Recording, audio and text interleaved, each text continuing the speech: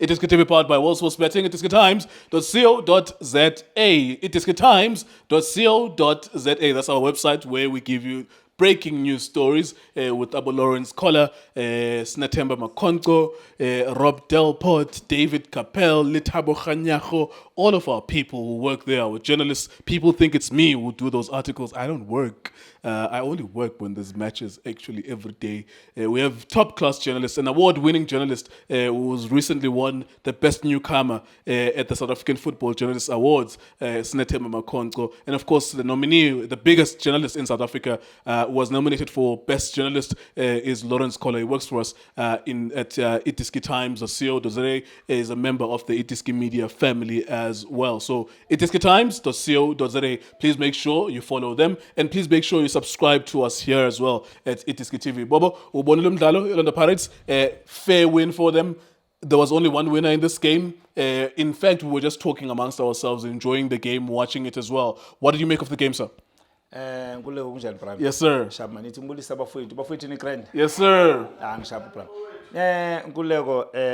Of the bugs. Umuha unkota. No, Pirate. Ngiyacela ukuthi nimtholele nickname man umfana. Uyabuza ukuthi thini ukugule. No, siyakuglisha tso. Uma unimnikeze nickname umtholele igama. I know ukuthi mhlambe amabhakaniya kumele siwalinde anikeze umfana igama. No, the boy is good Nkululeko. Yes, sir. The boy is good if ungabheka ukufika kwakhe besikhala ngalela side umntwana idlala kilo and bekubonakala ngathi siceke umunye umdlali. But I think manje abantu bayabona ukuthi lento besikhuluma bekuyini ukuthi udinga iwinga elifana naliphi. The boy is good. Last week ufikile. I think manje kule weekend. Then abanye abantu bebakhala ngefinishing sathi but you must check ukuthi lentwana ifike nini. So I don't think ungayijudge ngefinishing sase early. Yeah. The boy is good. Look at the technique anayo unkota. Unkota angifuni ukutshela manje. The way adlala ngakhona. That's why abaningi abazodla ama-ice. Baningi abazodla ama-ice ngale ukutshela manje. So iPirates today uma ubhekile ngizoqala ngayi Pirates ivela uma bakubekele bona badlala i4-3-3 but in the position of the ball ya change Orlando Pirates uma ungabheka bedlala too much ngama winger today. I like the boy Umfukeng. Angifuni ukutshela manje Nkululeko. Umfukeng udlala indima enkulu for lapha because I think ucoach Orlando Pirates ukhona ukuyireader kahle ama analyst wabo for iAmazulu asebenzile.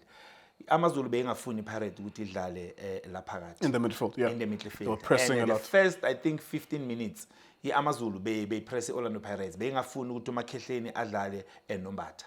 But iOrlando Pirates yahlanganipha yasebenzisa ama winger. Beka today Umfukeng the way beka distributor ngakhona amabhola kunkotha. Kune understanding between unkotha noMfukeng. Always bekadlala ama diagonal pass. Uma receiver ngapha he knows ukuthi unkotha une speed, unkotha ngizomtholaphi and bekamnikeza unkotha bekacede bekenza umsebenzi. So ngibona ucoach Orlando Pirates enze kahle kakhulu. Ngiyambongisa mina. Ngizohlala ngimbongisa umuntu menza kahle. You must give credit where it's due Nkululeko.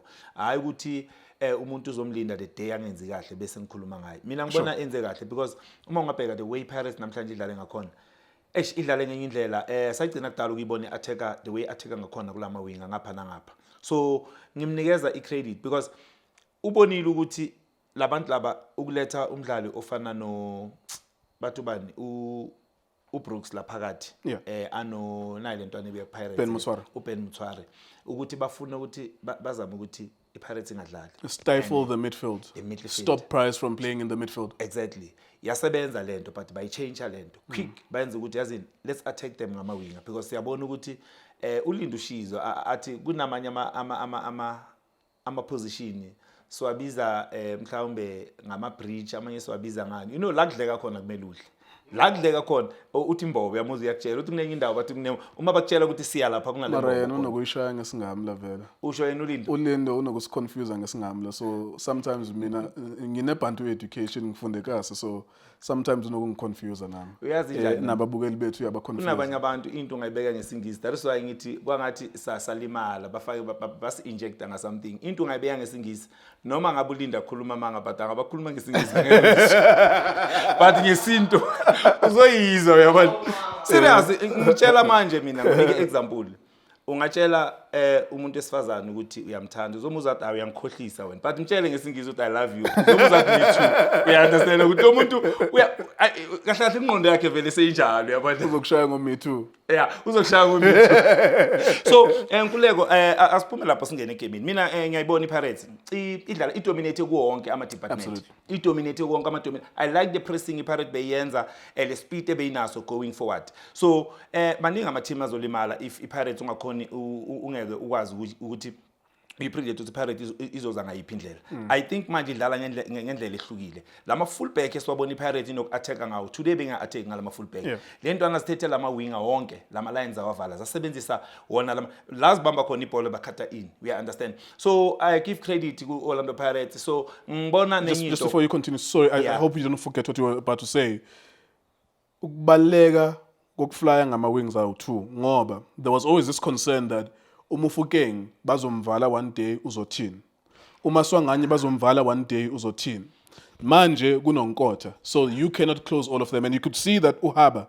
he was trying to do that when he was kicking Umufukeng breaking his legs he was trying to close one wing but Pirates is flying in the midfield with Maswanganye when he's on form today not that good but when he's on song it's him it's Mufukeng it's Nkotha ngapha and that's the balance where you're not relying on one or two players in the team you have another new dimension now Kuleko that's esimkhumbuze into it's unacceptable ukubona abadlali ba attack abadlali ngalendlela le awukwazi ukuthi uzofika ngamathekela afana nalawa kubadlali abafana noMfukeng and it was twice ureferee lana ngifuna ukutshela amanga wenza blinder bekumele amsende out lamdlala ahamba ayogeza understand because ubulala icarry yomntwana ngalendlela ngibone enye iyenza ubani usanuka badlala iSuperSport idlala I remember beyidlala name I think in the beyidlala iPirates or I can't remember that yes incident. Now usanuka kwaba nethikila yenzile into efana nale yasithandi because ubulala icarry at the end of the day noma abantu bangabahlula kanganani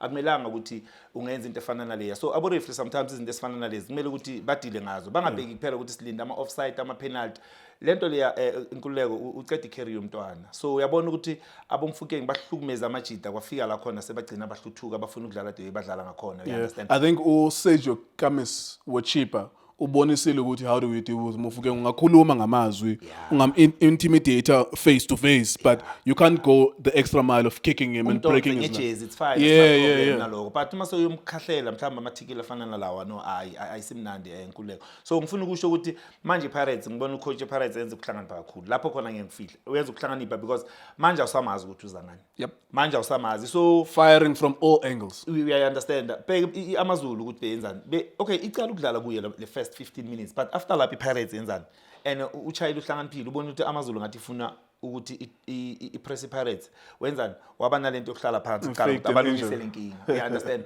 and mabaqeda ukuyilungisa baqala manje badlala naye udlalile uchayile ngibone the way the referee in the moment that you're describing even no referee umbonile ukuthi you are faking an injury but bekayenza in number 1 Van Rooyen was out at that point also the moment your team talk just to restructure the team as well and that I suppose that level of experience nobuhlakani yibo ke obukwenza ukuthi ube championship team even if you're not going to win or whatever we don't know what's going to happen but you become ingqondo yakho iyachinja manje ukuthi we will do anything to get these 3 points na ku Champions League izokusiza ukuthi mawune away goal you will do those kind of tactics we will do anything to get those 3 points but enye into engifuna ukuyisho abanye abantu bangathi uBobo we criticize kanjani iPirates ngefinishing iPirates wina nga 2-1 if ubonile ukuthi Amazulu ithole linye lithuba the last minute it might happen kwesinye isikhathi kuyenzeka ukuthi enye team equalize kule uma uthola ama chances you can score 10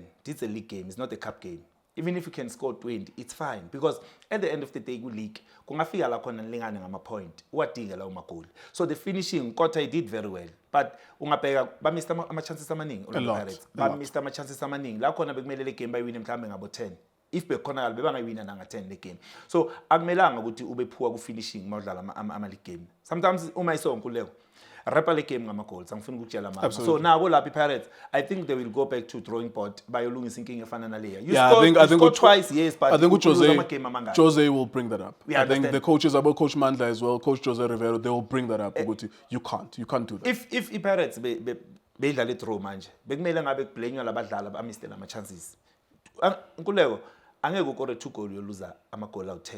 Yes, I give credit to Pirates, they collect 3 points.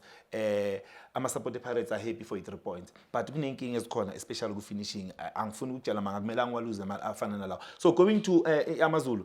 I-Amazulu beba playing right but mina ngibone baluza badinga umdlalo ofana no-XTN. Mina kuleya first lineup I don't know ukuthi basebenza kanjani bayi-analyze kanjani Orlando Pirates but ukubonisile u-XTN kufika kwakhe ukuthi no nami ngiyafuna ukuthi ngenza something kule game. So u-XTN ngomunye umdlali engimbonile ukuthi ugood u-XTN ngambona kahle na last season. U-XTN ugood bebanayi build up badlali beAmazulu even ungwana sesi azama ukuba pressure but beba try ukulnokha from ku build up. Uyabona ukuthi kukhulu bakwenzayo especially ucoach Zwane no Vilakazi ukano kukhona abakwenzayo kwaAmazulu. Unfortunately abazange bathole lawo ma results and also unfortunately it's 2 losses in a row.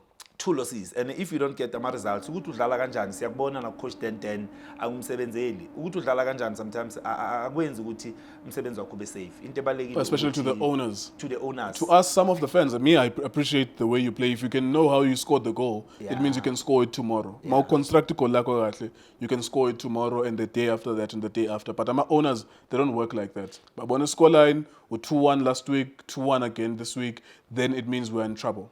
Yeah, so hard like ukuba bo coach they tried laba try khona ukuluza 2-1 esigodini nakhona bazamile but baba mistile bona kumele bathole heavy score. Absolutely. Baba mistile so congratulations to Orlando Pirates.